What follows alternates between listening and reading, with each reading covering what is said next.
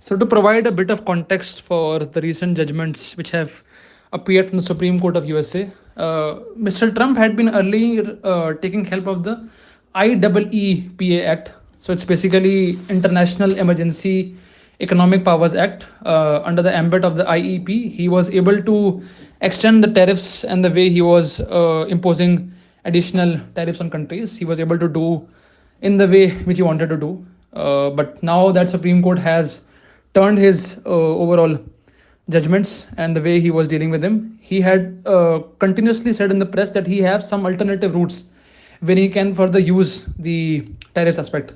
Well, that's where the idea of this particular text comes about.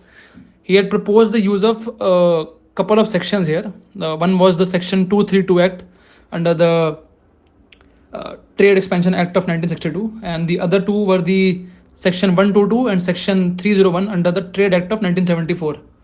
In the case of Section 232, it's the case of specific sectors being targeted and not the comprehensive application of tariffs. The case of, you might have heard that he had initially said for a 10% alternative route for the tariffs, but then later on it was extended to 15%. That particular ambit comes under the Section 122 of the Trade Act of 1974, where he can impose at the set tariffs.